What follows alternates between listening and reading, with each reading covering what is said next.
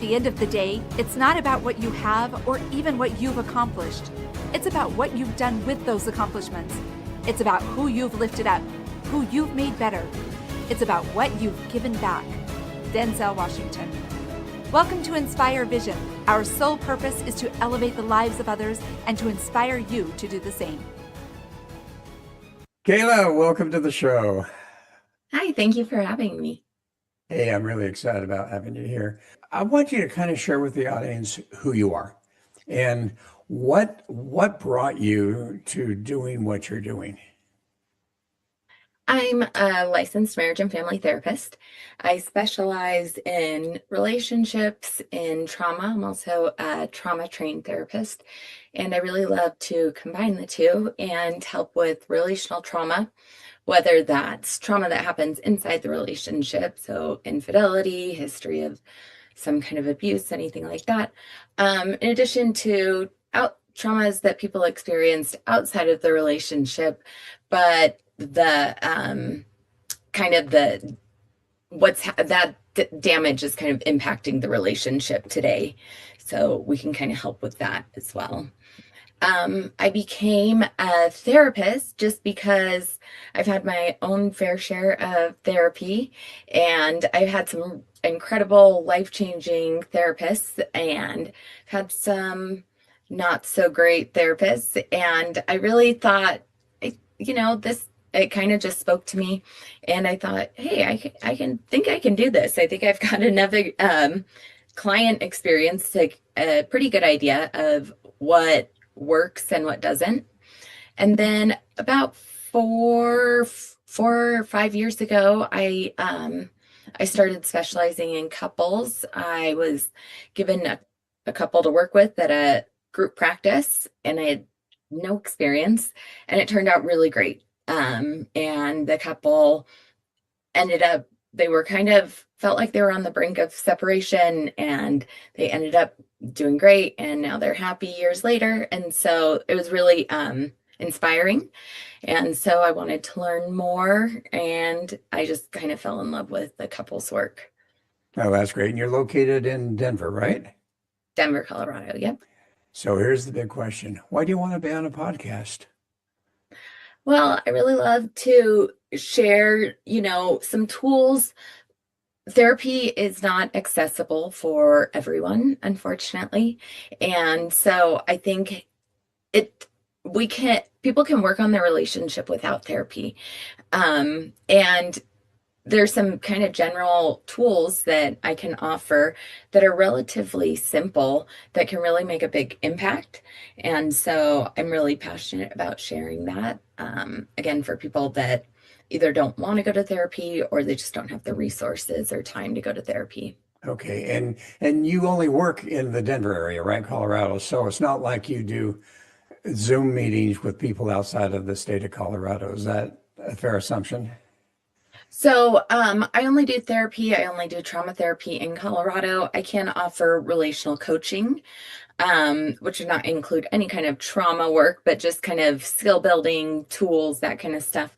I can offer that to anyone outside of the state of Colorado as well. Oh, okay, good. So here's my question, and you kind of mentioned it. You've been through some therapy, and I've interviewed a tremendous amount of people who are, quote, coaches, and I hate that word, but most of the ones that I've interviewed are really good at helping people through some of that difficulty, subconscious problems, and so forth. And then you have your therapists, and as you said, there's some good ones, and there's not some good ones. And I'd love for you to kind of share with the audience, based on your point of view, your opinion, at what point in time, because as you say, you can be a coach or a therapist to people outside of the state, so you're not licensed to do that, and yet you're very well trained to do that, as other people are that may not be a licensed therapist per se. So as you look at that, and just from your experience, at what point in time and where are the issues that, for instance, we can work with you on this. For this, you probably need to talk to someone who's a little bit more experienced. For this, you really need a licensed therapist. And You don't need talk therapy. You need actually someone that's going to get to the root cause of what's going on. So, what's your thoughts on that? Where do people need to go based on what they're experiencing? As you say, many of them attempt and very successfully sometimes are able to do some of their own personal therapy. Mhm. Yeah, so, I believe that therapy kind of coaching this profession, this line of work, a lot of people, the schooling is definitely important, and that gives us some, the tools and the legalities, the ethics, that kind of stuff. But I think sometimes people just have like they have that connection. So much of therapy, the number one predictor of therapeutic success is the relationship people have with their therapist or coach or anything like that. I think that that's kind of paramount, right? Just being able to connect with people, listen, having those skills, those communication skills.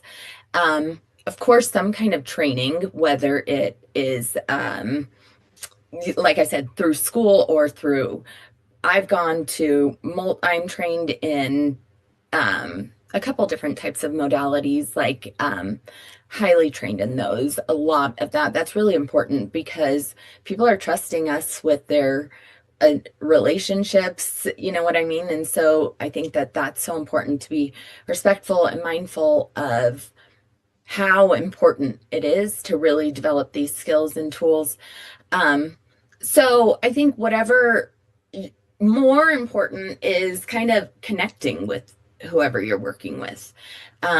Of course, also talking to them about their process and what that looks like and see if it resonates with you. Um, However, if there's any kind of trauma work that needs to be done, I would definitely recommend a licensed professional in that. Not only licensed, but also having some specialty training in trauma. Trauma can be risky to work with. There is a risk of re-traumatizing people. And so it's definitely important to have that special training when it comes to that. So your therapist would be able to kind of help you through any kind of situations when you're processing trauma. Okay, and I appreciate you saying that because that was what I wanted the audience to really understand is that there's a level of trauma. I mean, we all experience trauma to some degree, but when you get to a certain level of trauma, you really need someone who's licensed, who has some of the modalities that I know you use that are extremely effective, but you have to be highly trained in that. So, as you mentioned couple therapy, and we'll get into a lot of things, but as we mentioned couple therapy, obviously there's a lot of reasons why couples start to have challenges. My question for you is how much or what percentage of people that you see that are struggling actually are experiencing many of those challenges because of those deep-seated trauma at whatever level, but they're experiencing that subconscious trauma, that subconscious belief system, whatever that happens to be. And literally, they are experiencing now difficulty in their relationship because of that. Almost all of them, if not all. Okay. No, and I mean, I spend a lot of time sharing with people that it's never about the surface. It's never about what it seems to be about. There's also the conflict, whatever's going on. There's always a deeper meaning, and that oftentimes I mean, almost always comes from childhood. Occasionally, it just comes from big traumas that they've experienced through their lives. But even that is usually just reinforcing these beliefs that we develop as infants. And so I do a lot of work with attachment styles, and attachment styles boil down to there's kind of core wounds with insecure attachment styles, and those are formed in infancy. And so somebody with an anxious attachment like myself, the deeper meaning, those core issues related to that are fear of rejection and abandonment. So for me, in my experience, and most people with an anxious attachment almost all the conflict, if you really, really boil it down, it's going to be something to do with rejection or abandonment or something like that. Somebody else with, for example, an avoidant attachment could have the exact same experience as me. And the core wounds with avoidant attachment are fear of failure and fear of worthlessness. So both of us could have the exact same experience. I'm going to come out of it feeling rejected. Somebody with an avoidant attachment is going to come out of it feeling like they failed or they're worthless. And so that's kind of, that shows up with everyone with however their attachment styles, those deeper or those core beliefs that they've created, they develop throughout their lives. That's what everything kind of comes back to. And that's what needs to be acknowledged and addressed when you're working on communication. It's not just focusing on saying things differently and that kind of stuff. You've got to be able to communicate that deeper piece. That really made me feel rejected, or that really made me feel like I've failed you. Well, and that's interesting you say that. I am a licensed, certified at least behavioral analyst, and so I use a very specific behavioral questionnaire. And one of the things that I found, and it's called the DISC, but it's much deeper than just the standard DISC test, if you've heard of that. But what I have found is that attachment falls within the right brain introvert area of a personality, whereas the other one's probably more left brain extrovert type of thing. And so how do you help people to understand what their attachment process is? Because I know how I do it, but I don't know how you do it.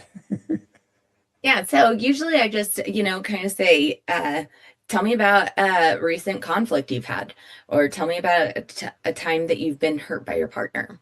And I just kind of walk them through it. And a question I ask a lot of people is, when your partner did that, what does that mean about you? And so that when a lot of times they'll say, well, it means that, that I'm not, they don't always use the words failing, but it means that I'm not getting it right. It means that I keep messing things up, something like that. Well, that sounds like fear of failure to me. That sounds like an avoidant Mhm. attachment, right? And sometimes I kind of work backwards. What is your response? Like, how did you respond in that conflict? And if it's, well, I really felt I wanted to solve it right away. I couldn't let it go. I kept thinking about it. I really wanted to talk about it and repair. Well, then I've got an idea that that's probably an anxious attachment. And so then we kind of worked that way. And well, you wanted to solve it so quickly because it felt like you were being abandoned, right? And so you needed that repair to not feel like that. Or if somebody says, I tend to shut down, well, that sounds like there's some shame there and you felt like you've really messed up or done something. That sounds like an avoidant attachment. Okay, so as you get, and now you're really focusing on relationships, as you get these couples coming in to see you, and most of the time is it couples or once in a while an individual, and then you've got to drag the other side in. I try to always start with the couple first, before the opposite, just so I don't develop any kind of bias or anything like that. But I do sometimes work with couples, and occasionally I work with those one or both members of the couple individually as well, and to kind of maybe work on some things that are out, like not completely relational, but still impacting the relationship. So sometimes I do that, but generally I try to do as much work as I can in the presence of both partners. So in couple sessions, I find that most And critical. how do you maintain the aspect of not taking favoritism towards one of the individuals? Because So that happens a lot. yeah, I don't take favoritism. However, the way that I'm trained in relational life therapy. It's different than more of the traditional types of therapy. And part of relational life therapy is we don't have the perspective that everything's 50-50, right? Uh, it's a dynamic. So there's contributions from both sides. But sometimes somebody's behavior is far more egregious, and it's really, really impacting the relationship. And I'm very direct, and the way that I'm trained is to kind of call that out and say, hey, this is not helping. This is what it's doing to your relationship, and help the other partner, communicate that what their experience is like in the relationship. But definitely not favoritism, but I do sometimes not all issues are completely balanced 50-50. And we are trained in school that is how you work in couples therapy. But sometimes, I feel like that really misses some really good opportunities to point out, like, hey, this is really, really making a significant impact in your relationship. And like this has to change if you want your relationship to change. So I really appreciate that directness and kind of not tiptoeing around sometimes the reality of the situation. Yeah. So I'm saying to you, he's doing this, he's doing that to me, he's doing that to me, so it's all on him. How often do you look at that and go, no, actually, it's probably all on you? A lot. A lot of times it's very often people come into couples therapy with the expectation that I'm going to tell their partner that everything they're doing is wrong. But I never take one party's word for it. First, I get, both. I always check in, like, do you agree that that was what was happening? And we kind of break it down. I don't stay on the surface. So we get deeper and really see what's going on, what are the impacts. But yeah, I mean, it's not uncommon that people are just not recognizing their contribution. And sometimes, like I said, a lot of times when people do come in with the expectation I'm going to tell their partner everything that they're doing is wrong, that a lot of times that is the opposite in those instances. So as you experience this, and I know trying to develop percentage is tough, but what percentage as they come in, what are the major issues? I know certainly infidelity is one of them. Abuse obviously is another one that I would think would be more difficult to handle. But what are the main elements of challenges within a couple's relationship that you have observed as they come in to see you for help? Again, I mean, every single couple will say communication is what they need help on, which is, and that is kind of the basis for a lot of things. If you can develop those communication tools, you can handle most of the situations because you'll develop the ability to have difficult conversations and resolve conflict and those kinds of things. Like I said, though, it's not just active listening and I statements and all of those things. Those are helpful, but that's not going to repair communication. So I think that is being able to get down to those deeper core wounds, those traumas that are impacting the relationship. And so that's more of how you improve communication. So it's really addressing those core wounds and how are you operating? Are you shutting down? Are you kind of suffocating your partner? And it's really hard to change those behaviors. So I try to give people tools to just do that in a more responsible, non-harmful way. So if you need to, instead of shutting down, maybe taking space in a responsible way, something like that.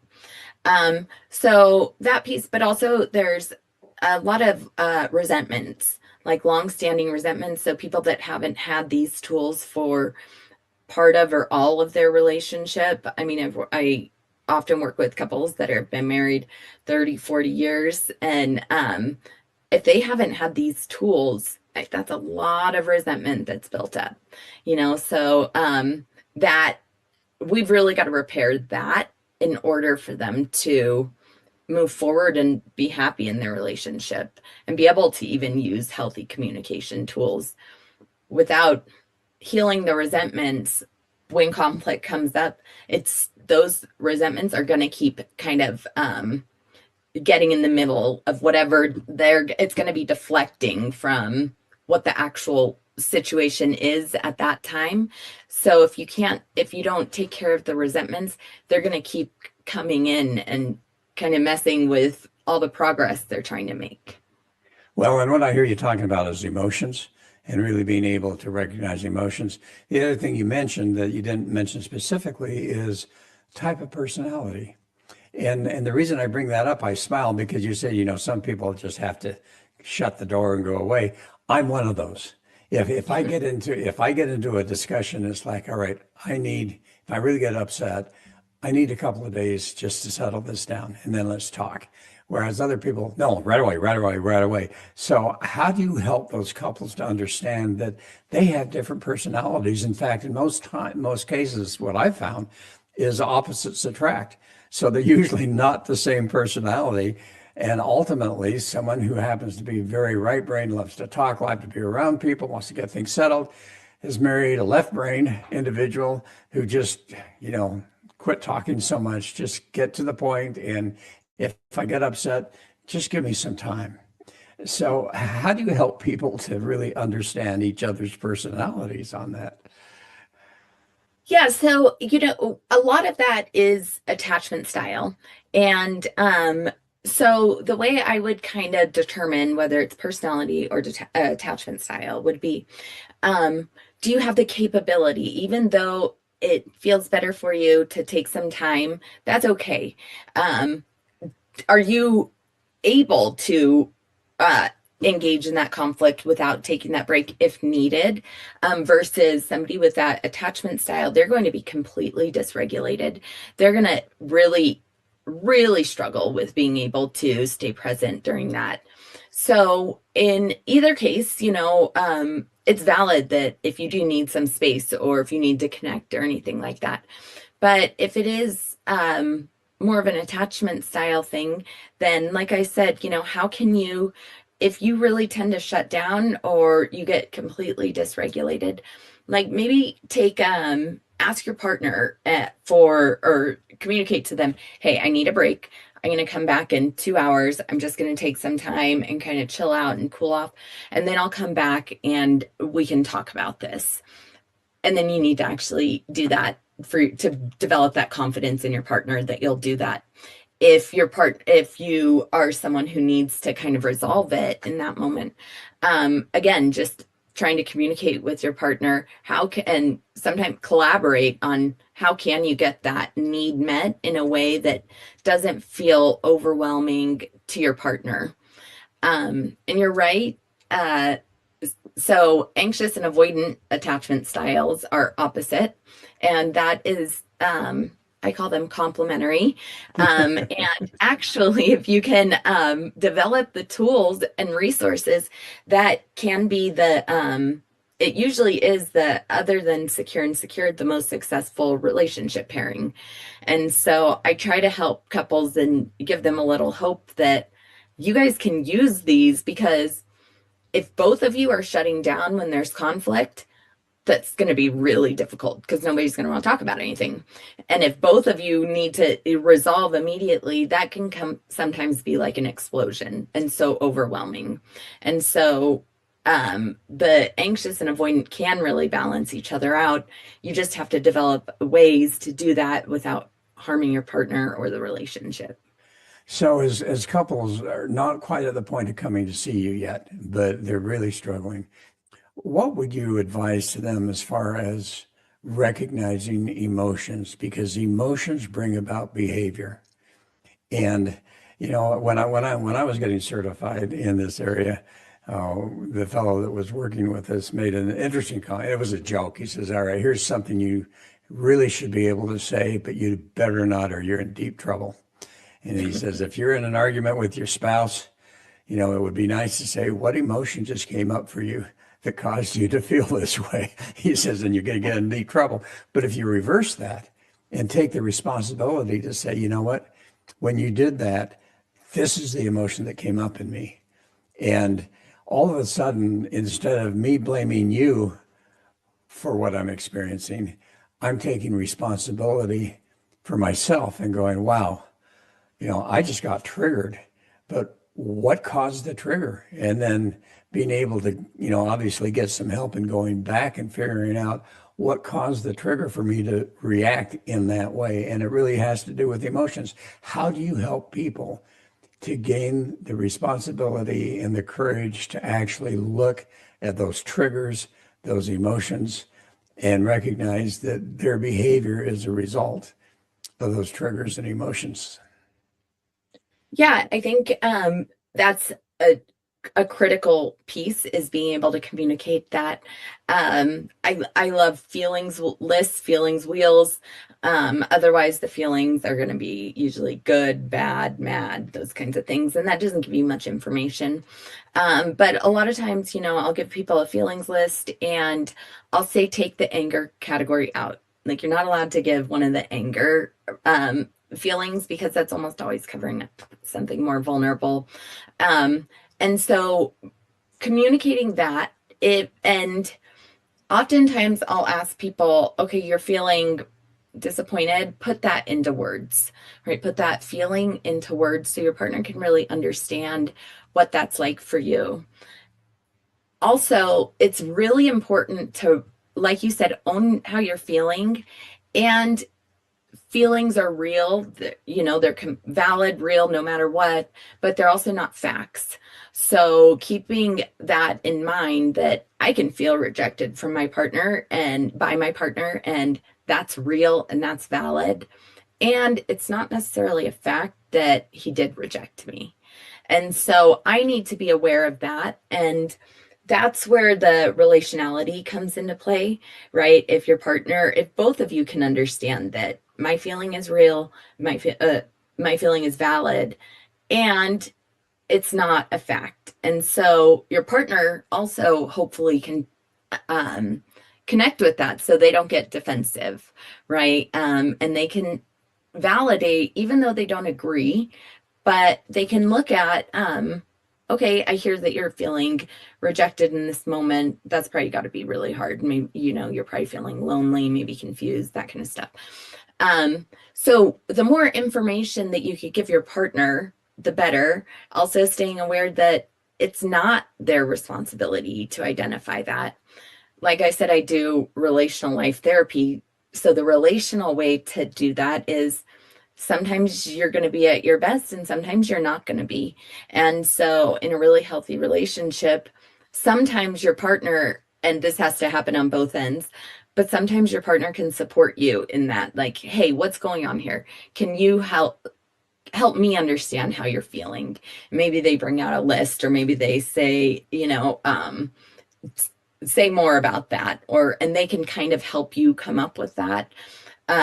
Sometimes, but for the majority of the time, yeah, you've got to really understand. And even if, again, like if you do go to anger, what would that put the anger into words? Usually when you do that, you're going to get the more vulnerable emotion. So I think that that's really important, taking the anger piece out and getting to vulnerable, because anger, that pushes your partner away. And vulnerability, all the other emotions other than any form of anger, frustration, that kind of stuff, that'll typically bring your partner closer. That'll evoke some empathy. But if you're just saying, I'm so mad at you, a lot of times people aren't going to be like, very respond in that in a very positive way. But if you say, that was really hurtful to me, or I really felt rejected in that moment, I understand that that's not necessarily was your intent. You weren't rejecting me, and this is still how I'm feeling. So being aware of that, and also being able to communicate without the anger piece, I think is just critical. Well, and as you talk about that, I mean, what comes to my mind is each individual has so much work to do on their own, because how on earth can you get to the point of communication where you can say, hey, honey, I understand where you're going with that. I want you to know that's not my intent, and that was not what I was intending, but I understand that. And I'm sorry that that's how it came across. But to be able to do that, you've got to have that self-image up at a high level. You've got to have that self-love at a level, and that communication skill at a level that you can move your ego aside and really listen and seek Hmm. to understand and not judge. So one of the questions that I know that you had mentioned in your bio, and I think it's an interesting one, and just spend a little bit of time on it. I think one of the most difficult things, I would imagine, one of the most difficult areas is when there's been infidelity. How on earth do you help people to heal from infidelity? Hmm. Yeah, I am trained in infidelity recovery too. So that is, like you said, a huge relational trauma. And so a huge part of my work is infidelity therapy. I'm trained in, it's called systematic affair recovery therapy.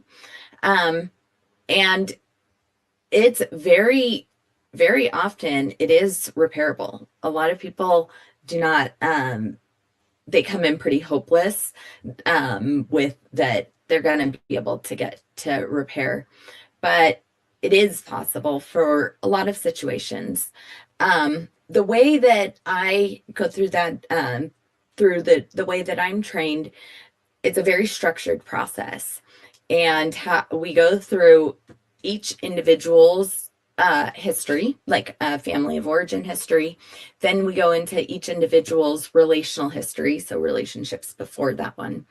Then that allows us to really see the traumas that that person has experienced, the beliefs that they've developed in their lives, their the messages they've received about infidelity, all of those things.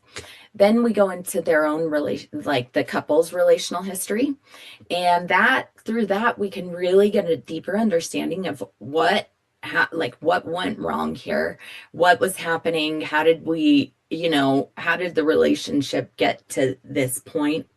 um and so I think that's so important to go through all those pieces so you can really understand. Otherwise, it's really hard to make sense of it. And once we get that, and then we go through the whole story of the infidelity, ask the question. Um, and then the next step is to really acknowledge the impact that the infidelity has had on your partner. And we go through and what was that like? How did that impact them as an individual? How did that impact them in terms of your relationship? How did that impact how they see the world? How did that impact how they are as a parent? How they operate with their friends? How their trust is with everyone else in their life? And really, really recognizing, rather than I see that I hurt you, I'm sorry, right? Like going deep into that and acknowledging how hurtful this was until somebody gets that real validation and empathy. It's going to be hard for them to believe or develop any kind of trust or confidence that it won't happen again, because without that, when they can demonstrate, I understand the hurt this has caused, you have every right to feel this way. That gives often a more confident that, well, if you get now how bad this hurt me, then I can trust a little bit more that maybe you won't do this. The next step is developing a plan how to keep this from happening again. Have But you, I think have you, I'm sorry, have you found that there's a common theme as to the cause of infidelity, or is it all over the board? it's a lot of times resentment's a huge piece there, right? And just kind of not having the tools to communicate through however many years of their relationship, um, to really talk about how this is what's bothering me. How can we improve this? And so they're just kind of going on without resolving these problems, these issues. And eventually that just pulls them further and further and further apart. And so a lot of times that's a piece of it, not all the time. So again, that goes back to having the tools. So when we work with something like that, part of that plan going forward is just developing the tools on how to handle these conversations going forward. Sometimes people want to plan for every potential scenario in the future that could happen, but that's not really realistic. And so I try to tell them, we don't have to do that if you just once you have the tools and capability to talk about these things, anything can come up, and you guys will have the ability to kind of bring it up, have those conversations, problem solve, do all that kind of stuff. Well, and I want to go into an entirely different area now because you talked about some of the specialized training you have. And when we get into deep trauma, PTSD and other really deep traumas that people have experienced in their childhood or early life or even early adult life, you use something called EMDR, Yeah. which is eye movement desensitization and reprocessing. And, I've heard of that. I find it fascinating. But what is it and how on earth does that actually help someone to work through this trauma? Because it seems like it's such a simple thing, and yet it has to be very well understood. Yeah. So, what EMDR is really, it's bilateral stimulation. So even though it's called eye movement desensitization reprocessing, sometimes, that can be done with like tapping or any kind of like right to left movement. That's what bilateral stimulation is.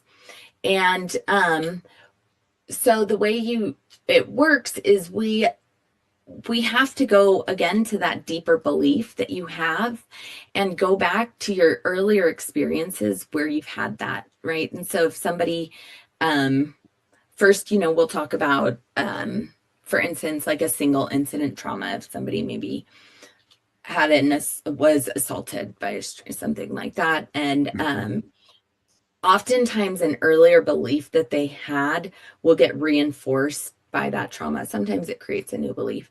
But so if that created a belief that there's something wrong with me, right? I'm going to ask, what was the first memory you have of having that same feeling that there's something wrong with me? And so we've kind of got to start there to clear it all the way out. Because if we only focus on this single incident, they're still going to have that belief, right? So trauma is not necessarily what happened, but it's the belief that created inside of you. So you need to target the belief, not necessarily the incident. And so there's a whole process, obviously, but we have people kind of focus on that memory while we do that bilateral stimulation, and that eventually can desensitize it. So when you experience a trauma, it gets stored in the wrong part of your brain. And with the bilateral stimulation, we can move it and put it into the right place in your brain. So that will desensitize it. So you're not having triggers. That'll kind of, that will tell me if it's desensitized or not, right? Then not experiencing the trigger. And then the reprocessing is taking that belief and changing it into a more positive belief. So, it can be anything, but a lot of times it's opposite or close to opposite of that, but reasonable. So, if there's something wrong with me was the belief, then we might try to reprocess. There's nothing, I'm not damaged, or I'm worthy of love, or something that will be different, opposite of that, and change that belief that they're living with. But we're not going to be able to change that belief if we still have that earlier root memory of that. And so that's why we kind of have to start at the beginning and move forward. So as you do that, and I understand exactly what you're saying, and it's done through NLP, it's done through hypnosis, it's done through all ways. You're doing it in a very specific way. But how does the bilateral stimulation, me moving my eyes from right to left, or you tapping or me tapping right shoulder, left shoulder, or listening to music that's bilateral music, how on earth does that change something subconsciously, number one? And number two, and I think this is really important because I studied this a bit before the interview, there are certain things we can do on our own. I can sit and listen to bilateral movement or music or tap and so forth, but that's not necessarily going to help me if I've had deep trauma. I need a therapist who's been trained to take me through that process. So, but how does the bilateral thing even work? It just sounds so simple. Yeah. Yeah, it is.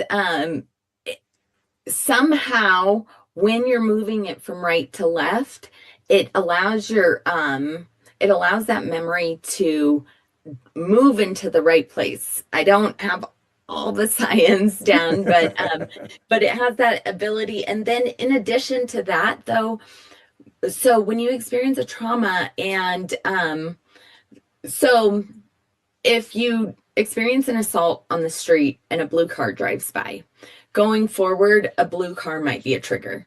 And when somebody sees a blue car, they might have some kind of trauma response. Well, that's called confirming information. So every time that happens, it confirms to your brain, this is scary, this is dangerous, this is a bad this is bad, right? This is our trigger. And so you keep reinforcing that in your brain. But when you have an experience different from that, especially with a compassionate therapist, you're in a safe scenario, you're like, it's very different than the scenario you had during the trauma. This is disconfirming information. And so you are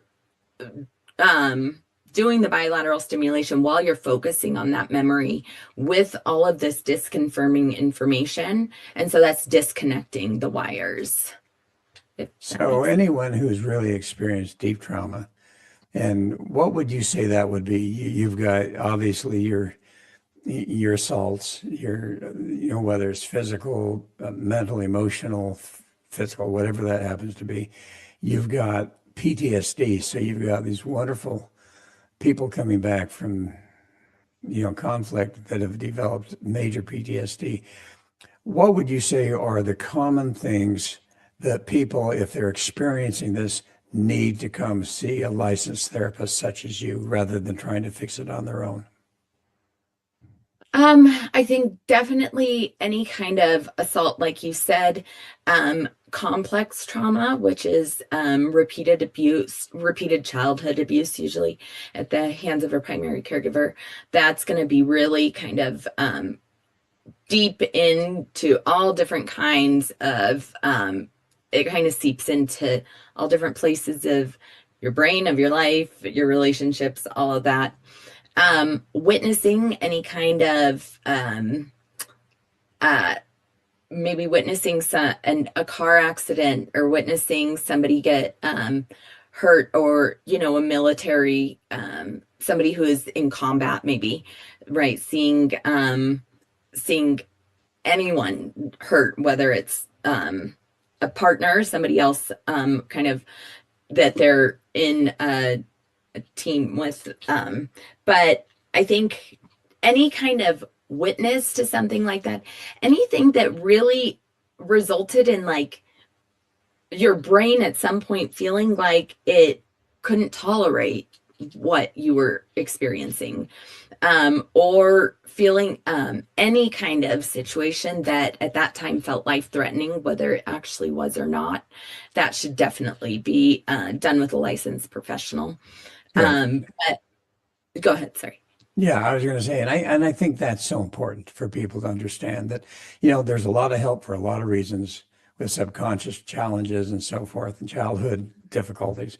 But when you get to that point, you really need that licensed therapist to help you. Even though other people say, oh, yeah, I can help you, the reality is you need someone with your type of expertise to do that. The reason I interrupt you is because we're getting short on time here, so I apologize for that. But Yeah. going back to relationships now, as we're closing up, what would be the message that you'd like to share with the audience about relationships? So often people get so discouraged with or even hopeless about their relationship, thinking this can't be saved. This is kind of, we're not going to make it. But so many times it's totally fixable, whether you get that help with therapy, with, reading books, doing online courses, doing, virtual trainings or lectures, anything like that. But kind of, I want people to have hope that it's a lot of things are fixable. It just, you need the tools, because really people sometimes get so discouraged and hopeless. And so to really give it try to use those tools, try to develop those tools and see what happens. Great. Kayla, thanks so much. The thing that fascinates me is here we are having this great conversation, and time has gone by so quickly. I love So, talking about relationships. how do people find you? How do people find you if they are looking for your help? Yeah, my website is southdenvertherapy.com, and also the name of my practice. Also on Instagram, Facebook, you can find me on South Denver Therapy. Okay, and for trauma, they have to be in the state of California They have to, Colorado, they need to be or actually Colorado. located in there. So they don't have to live there, but in order to do the work, they need to be at that time located in Colorado. Now, that's for trauma, or is that for relationship? That's for therapy, any kind of Therapy. therapy, especially including any kind of trauma, right? If Okay, they're looking for tools and general conflict resolution kind of stuff, that's where some coaching could come in kind of anywhere in the world. But to do some deep trauma work or deep therapy, they need to be at the time of treatment located in the state of Colorado. great. Hey, thank you so much. And I think what impresses me most was the very first question I asked you. Why on earth are you doing a podcast when, Mhm. it's you haven't written a book, or maybe you have, but we're not trying to promote anything. You're just here to help people. And I just want to give you kudos for that you were just here to help people, and anything that we can talk about might lead them to either seek your help, or if they're not in the state of, Colorado, they can seek a licensed qualified therapist to get some help. Right. Yeah. Yeah. Thank you so much for So having thank me. you. Thank you. Folks, thanks for listening. Hope you enjoyed it. And as usual, my goodbye is namaste.